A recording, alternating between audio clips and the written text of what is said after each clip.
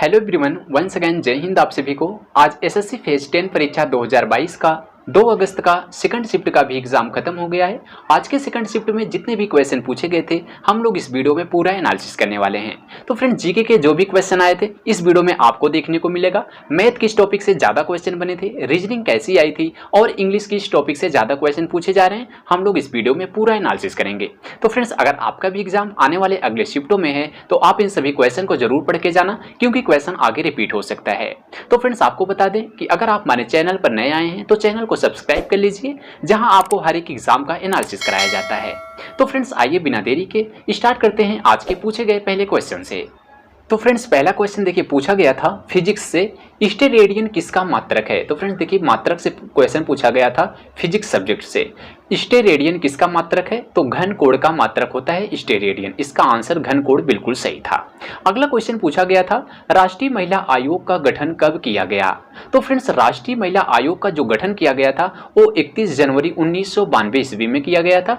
31 जनवरी 1992 इसका बिल्कुल सही आंसर था। तो फ्रेंड्स, इससे रिलेटेड क्वेश्चन बता दें, राष्ट्रीय महिला आयोग के अध्यक्ष अगर पूछे अगले एग्जाम में कि राष्ट्रीय महिला आयोग के अध्यक्ष कौन है, तो रेखा शर्मा इसका आंसर होगा। यानी राष्ट्रीय महिला आयोग के वर्तमान अध्यक्ष कौन है, रेखा शर्मा राष्ट्रीय महिला आयोग के अध्यक्ष हैं। अगला क्वेश्चन देखिए पूछा गया था कि मूल अधिकारों का उल्लंघन सर्वोच्च न्यायालय किस अनुच्छेद के अंतर्गत बचाता है। तो फ्रेंड्स, आपको बता दें कि मूल अधिकारों का उल्लंघन जो है वो सर्वोच्च न्यायालय जो है वो अनुच्छेद 32 के तहत बचाता है, और उच्च न्यायालय की बात करें तो अनुच्छेद 226 के तहत बचाता है। तो फ्रेंड्स, आपको ध्यान देना है, सर्वोच्च न्यायालय पूछे तो अनुच्छेद 32 सही होगा और उच्च न्यायालय पूछे तो अनुच्छेद 226 सही होगा। अगला क्वेश्चन देखिए पूछा गया था कि सबसे बड़ी विधायी शक्ति कौन सी है। तो फ्रेंड्स, इसके ऑप्शन नहीं पता थे कि कौन कौन से ऑप्शन दिए गए थे। अकॉर्डिंग टू अपने बता रहे हैं कि सबसे बड़ी विधायी शक्ति जो है वो मानवीय प्रज्ञा शक्ति है। तो फ्रेंड्स, जो भी ऑप्शन दिया गया हो वो भी सही हो सकता है, लेकिन सबसे बड़ी विधायी शक्ति की बात करें तो मानवीय प्रज्ञा शक्ति इसका आंसर होगा। अगला क्वेश्चन देखिए पूछा गया था कि नाइटहुड की उपाधि किसने लौटा दी थी। तो फ्रेंड्स, आपको पता है कि नाइटहुड की उपाधि किसे मिला है, रविंद्रनाथ टैगोर को मिला था। किसने लौटा दी थी, तो ये पूछा गया था, रविंद्रनाथ टैगोर ने लौटा दी थी। इसका बिल्कुल सही आंसर था Rabindranath Tagore.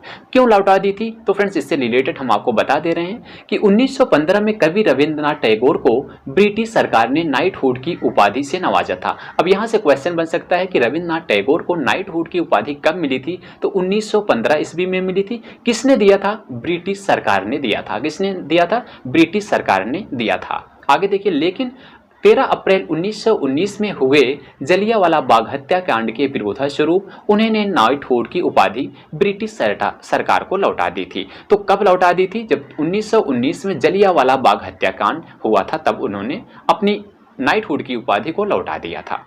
I hope question आपको क्लियर हुआ होगा। अगला क्वेश्चन देखिए पूछा गया था कि घाघरा नदी का उद्गम स्थल क्या है। तो फ्रेंड्स, घाघरा नदी का उद्गम स्थल आपको बता दें कि दक्षिणी तिब्बत के ऊंचे पर्वत शिखरों से मानसरोवर झील के समीप घाघरा नदी का उद्गम स्थल है।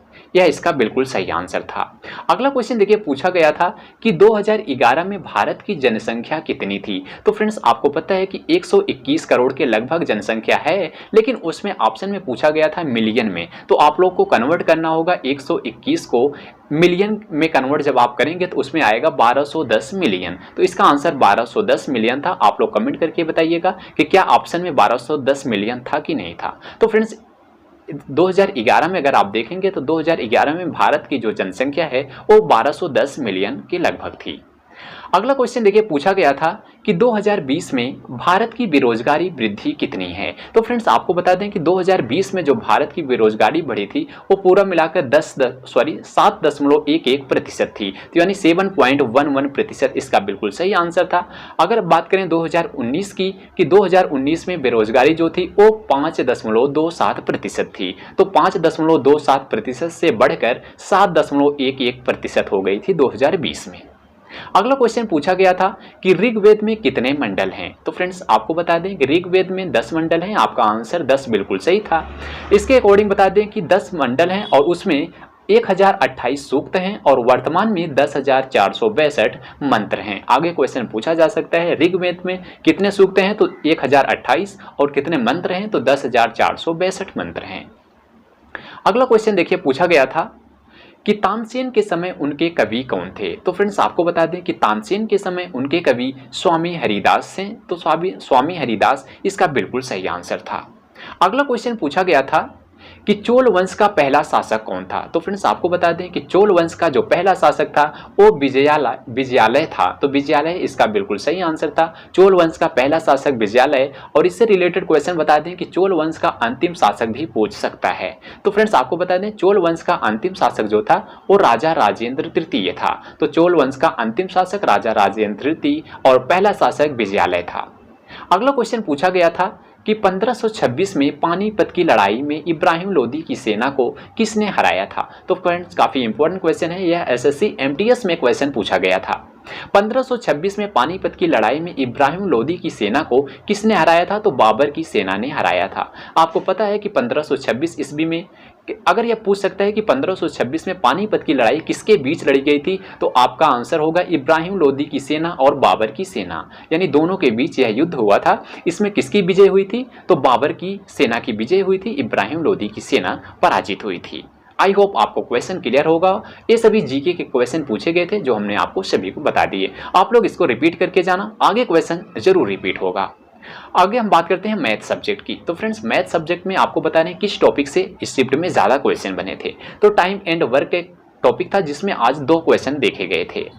आगे बात करते हैं नंबर सिस्टम की। तो फ्रेंड्स नंबर सिस्टम से भी 1 से 2 क्वेश्चन आ रहे हैं। प्रॉफिट एंड लॉस से आज 3 क्वेश्चन पूरा आया था। परसेंटेज से वैसे पर्टिकुलर 1-2 क्वेश्चन आया था, लेकिन परसेंटेज का यूज जो है वो 3 से 4 क्वेश्चन में देखने को मिला था। यानी आप लोग परसेंटेज पर ज़्यादा प्रैक्टिस करिए, वहाँ से 3 से 4 क्वेश्चन देखने को मिलेगा जिसमें परसेंटेज का यूज होगा। रेशियो से भी 2 क्वेश्चन आया था। एसआई सीआई से 2 से 3 क्वेश्चन आया था जिसमें एसआई और सीआई का अंतर ज्ञात करना था। टाइम एंड डिस्टेंस से भी आया था। तो ट्रेन से रिलेटेड क्वेश्चन इसमें नहीं आया था, लेकिन टाइम एंड डिस्टेंस से 1 क्वेश्चन जरूर आया था।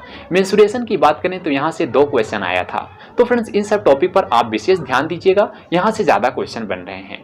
अब बात कर लेते हैं हम लोग इंग्लिश सब्जेक्ट पर। तो फ्रेंड्स इंग्लिश सब्जेक्ट जो भी था मॉडरेट लेवल की इंग्लिश आ रही है। आपको बता रहे हैं 3-4 टॉपिक हैं जहाँ से आप कम से कम 12 से 15 नंबर वहाँ से प्राप्त कर सकते हैं।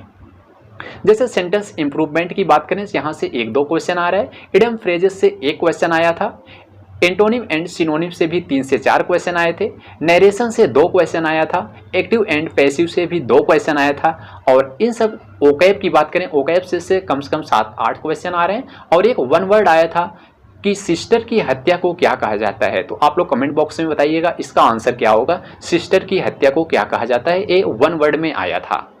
आगे बात करें क्लोज टेस्ट। फ्रेंड्स ये टॉपिक इंपॉर्टेंट है, आप लोग क्लोज टेस्ट पढ़ के जाइएगा। वहां से आपको फिल इन द ब्लैंक्स के क्वेश्चन देखने को मिलते हैं। वहां से कम 5 क्वेश्चन आ रहे हैं। कॉमन एरर भी पढ़ के जाइए, वहां से 2 से 3 क्वेश्चन आ रहे हैं। पैसेज भी आप लोग प्रैक्टिस करके जाइए। पूरे 1 पैसेज आएगा जिसमें आपको 5 क्वेश्चन देखने को मिलेगा। तो फ्रेंड्स इन सब टॉपिक से आप कम यहाँ से 10 से 15 नंबर यहीं से आपके मिल जाएंगे। और ओकैब से 10 से 12 नंबर ओकैब से मिल रहे हैं। तो फ्रेंड्स इस पर आप लोग विशेष ध्यान दीजिएगा, यहाँ से ज़्यादा क्वेश्चन पूछे जा रहे हैं। रीजनिंग की बात करते हैं, रीजनिंग कहाँ से ज़्यादा पूछी गई थी। तो फ्रेंड्स कोडिंग और डिकोडिंग से स्टूडेंट्स ने कहा काफ़ी ज़्यादा क्वेश्चन देखने को मिल रहा है। कम से कम 5 से 6 नंबर कोडिंग डिकोडिंग के आ रहे हैं, जिसमें आपको अल्फ़ाबेटिकल सीरीज यानी ABCD से 2 से 3 क्वेश्चन है। नंबर सीरीज अंकों वाले 2 से 3 हैं। तो फ्रेंड्स इन सब टॉपिक पर विशेष ध्यान दीजिएगा। ब्लड रिलेशन से 2 क्वेश्चन आया था, काफ़ी लेंथी क्वेश्चन था। और सिलोजिज्म की बात करें तो यहाँ से 2 क्वेश्चन आया था। मिरर इमेज से 1 क्वेश्चन, यानी नॉन वर्बल रीजनिंग की अगर बात करेंगे तो पूरे 3 से 4 क्वेश्चन आ रहे हैं फिगर वाले क्वेश्चन। तो फ्रेंड्स फिगर वाले भी क्वेश्चन आप लोग देख के जाइए, जिसमें mirror image, paper folding, paper cutting, यहाँ से क्वेश्चन आपको देखने को मिल सकता है। तो फ्रेंड्स जो भी क्वेश्चन था हम आपको बता दिए। जिस टॉपिक से ज़्यादा क्वेश्चन बन रहे हैं वो भी हमने आपको बता दिया। वीडियो कैसी लगी आप लोग कमेंट में जरूर बताना। और वीडियो पसंद आए तो वीडियो को लाइक करना और दोस्तों में शेयर जरूर करना। तो मिलते हैं अगली वीडियो में, और इसी तरह से हर एक शिफ्ट का एनालिसिस करने के लिए हमारे चैनल को सब्सक्राइब करिएगा। मिलते हैं अगली वीडियो में, तब तक के लिए जय हिंद, जय भारत।